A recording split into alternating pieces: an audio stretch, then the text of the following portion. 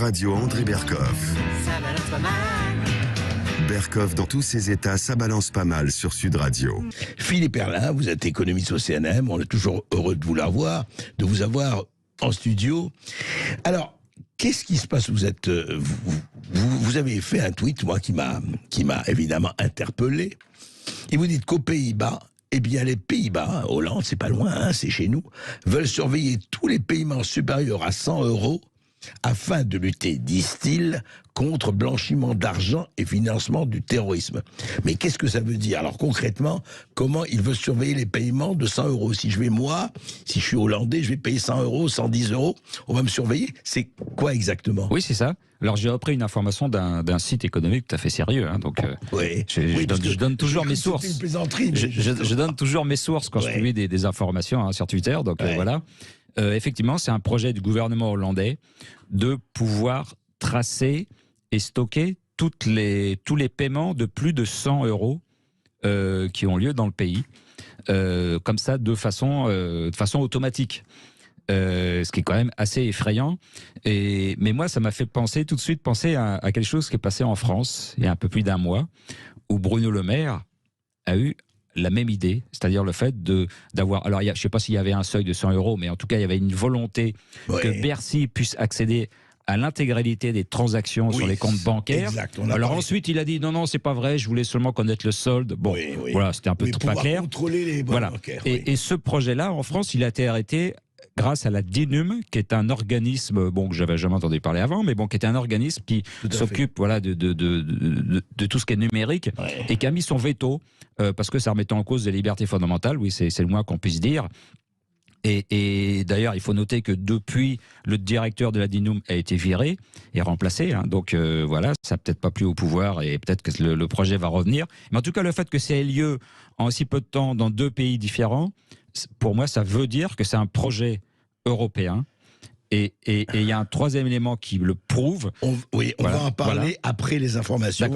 Vous restez avec nous, Philippe Herrlin, parce que c'est une histoire. Moi, je veux dire, au début, j'ai vraiment cru à une fake news. Je sais que vous ne faites pas les fake news, mais qu'est-ce que ça veut dire? Qu'est-ce que ça implique? Donc, on en parle juste là. On passe aux informations et on va en parler tout de suite après. Sud Radio.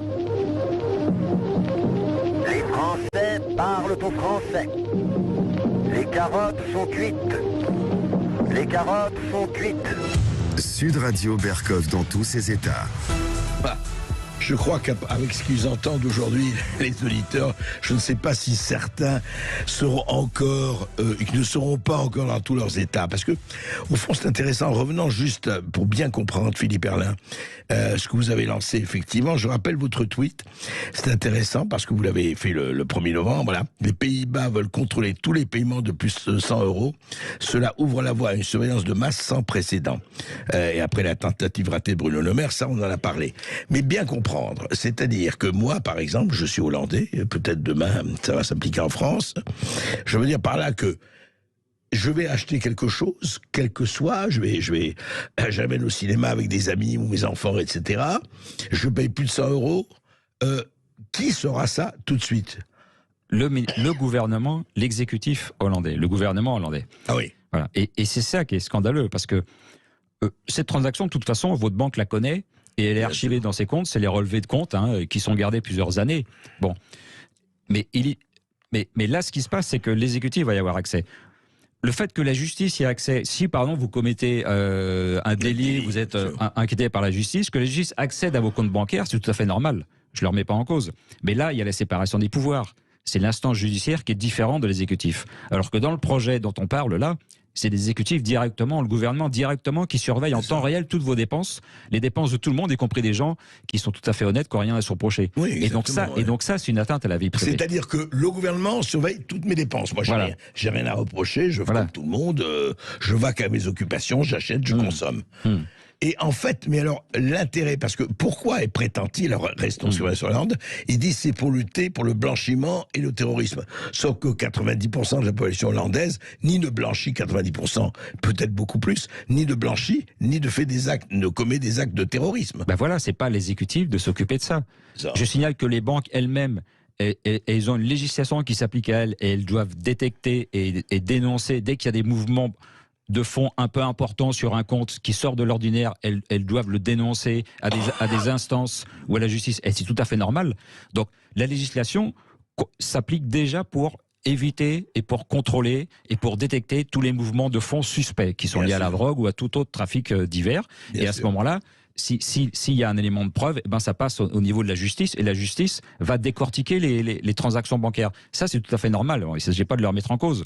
Mais ce n'est pas à l'exécutif de le faire en direct, de passer au-dessus de la justice, de passer au-dessus de tout le monde et d'avoir accès à l'intégralité des transactions des particuliers. Parce que ça, c'est une société de surveillance totalitaire. Voilà, c'est l'État qui sait tout ce que vous faites en direct.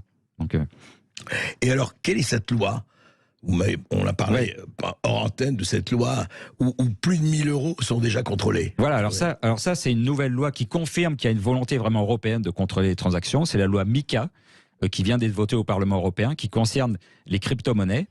Alors pour les crypto-monnaies, ça veut dire que toutes les transactions, tous les virements seront contrôlés de cette façon, c'est-à-dire mais c'est des euros, il n'y a même pas de seuil.